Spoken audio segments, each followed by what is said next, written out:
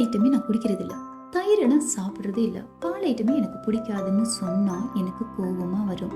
ஏன் தெரியுமா?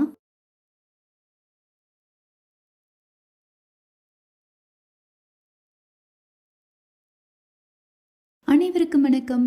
எல்லாரும் எப்படி இருக்கிறீங்க? இன்னைக்கு எனக்கு பிடிச்ச பன்னீர் டிக்கா மசாலா தான் நம்ம செய்ய போகிறோம். ஸோ இதை எப்படி செய்கிறதுன்னு பார்க்கலாம் வாங்க.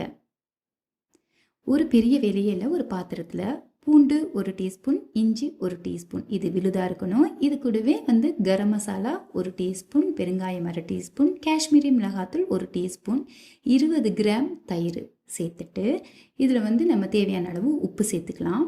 அதிகமாக சேர்க்காதீங்க, தேவையான அளவு. அது கூடவே ஒரு 2 டீஸ்பூன் கடுகெண்ணெய். கடுகெண்ணெய் செம்மையாக இருக்குங்க டேஸ்ட்டு. இதை இப்போ நல்லா மிக்ஸ் பண்ணி விட்டுக்கலாம். எப்போவுமே ஒரு உணவுக்கு என்னென்ன சேர்க்குறோன்றது கொஞ்சம் டிஃப்ரெண்ட்டாக இருந்தால் இன்னும் சூப்பராக இருக்கும். இப்போ நல்லா மிக்ஸ் பண்ணியாச்சு. நம்ம ஆள் பன்னீர் அழகு இல்லை, அவர் அழகாக க்யூப்ஸாக கட் பண்ணி நம்ம இப்போ மிக்ஸ் பண்ணி வச்சு அந்த கலவையில் கலந்து வைக்க போகிறோம்.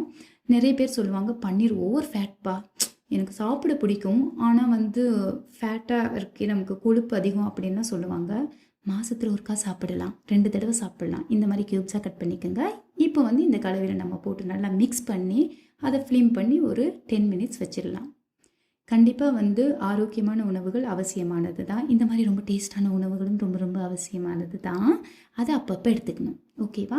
இப்போ இவர் ஓரமாக இருக்கட்டும். இன்னொரு பாத்திரத்தில் நம்ம ஆயில் சேர்த்துக்கலாம். நான் 2 டீஸ்பூன் சேர்த்துருக்குறேன். இதுலேயே 2 தக்காளி ஐஸில் இருந்தது தான் சேர்த்துருக்குறேன். ஸோ எதையுமே நம்ம வீணாக்கக்கூடாது. அதிகமாக தக்காளி வாங்கிட்டேன். இப்போ பார்த்திங்கன்னா இஞ்சி பூண்டு விழுது ஈவனாக ஒரு டீஸ்பூன், வெங்காயம் பெரிய வெங்காயம் ஒரு 2 வெங்காயமாக சேர்த்துட்டு இதை நல்லா மிக்ஸ் பண்ணி விடுங்க. இப்போ இது கொஞ்சம் கொதிக்கும். இதில் நம்ம மசாலா சேர்க்க போகிறோம். 2 டீஸ்பூன் தனி மிளகாய்த்தூள், 3 டீஸ்பூன் மல்லித்தூள் சேர்க்குறோம். எப்போவுமே நம்ம 2 டீஸ்பூன் அப்படின்னா 3 டீஸ்பூன் மல்லித்தூள் சேர்த்தா தான் அந்த டேஸ்ட் நமக்கு கரெக்டாக கிடைக்கும். இதில் 1/2 டீஸ்பூன் மஞ்சத்தூள் சேர்த்துக்கிறேன். அப்புறம் 1 டீஸ்பூன் சீரகத்தூள். இப்போ இதெல்லாம் நல்லா கலந்து விட்டுடலாம்.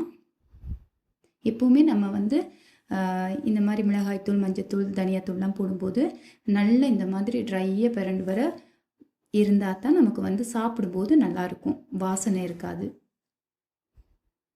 இல்லாட்டி இந்த மிளகா பொடி வாசனைலாம் அதிகமாக இருக்கும். இப்போ பார்த்தீங்கன்னா நல்லா ட்ரை ஆகிடுச்சு. இப்போ இதில் தண்ணி சேர்த்துக்கலாம். நான் 1/2 கப் தண்ணி சேர்த்து நல்லா கொதிக்க விட போகிறேன். நிஜமாக சொல்லணுன்னா கடை ரெசிபியெல்லாம் என் பசங்க சாப்பிடவே மாட்டாங்க கடையிலலாம் போய். இப்போ பாருங்கள், ஃபியூ மினிட்ஸ்க்கு அப்புறம் நல்லா கொதிச்சிருச்சு. இதில் ஒரு கைப்பிடி அளவுக்கு கேஷ்யூ நட் சேர்த்துக்கலாம். அவங்களுக்கு வீட்டுக்கு அம்மா சமையல்னா ரொம்ப பிடிக்கும். மூடி வச்சுட்டு அரைச்சிடலாம். ஆறினதுக்கப்புறம் இன்னொரு பாத்திரத்தில் நான் தேங்காய் எண்ணெய் சேர்த்துருக்கேன். 1 டேபிள் ஸ்பூன் அளவுக்கு தேங்காய் எண்ணெய் சேர்த்து பே லீவ்ஸ், அதாவது பிரியாணி இலையும் சேர்த்து 2 வெங்காயத்தை இதே மாதிரி பொடுசாக கட் பண்ணி சேர்த்துட்டு அதே மாதிரி 2 தக்காளியை நல்லா பொடுசாக கட் பண்ணி சேருங்க. நல்லா கலந்து விடுங்க.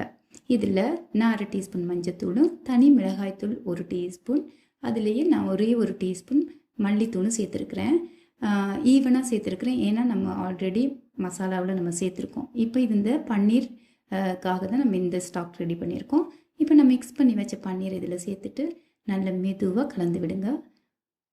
இப்போ பார்த்தீங்கன்னா நல்லா கொதிக்குது. நான் 2-3 ஏலக்காவை 1-2 குத்தி அது மேலே சேர்த்துருக்குறேன். வாசனைக்காக சூப்பராக இருக்கும். இப்படி இருக்கணும் இதோட கிரேவி.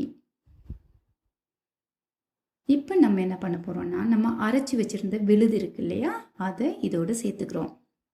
அதான் வெங்காயம், தக்காளி, கேஷ்யூ நட்ஸ் எல்லாம் போட்டு வச்சுருந்தோம்ல, இதை சேர்த்துட்டு நல்லா மெதுவாக மிக்ஸ் பண்ணி விடுங்க. பார்க்கவே ரெஸ்டாரண்ட்டில் இருக்க மாதிரி இருக்குல்ல. ஒரு ஃபியூ மினிட்ஸ் இது நல்லா கொதிக்கட்டும்.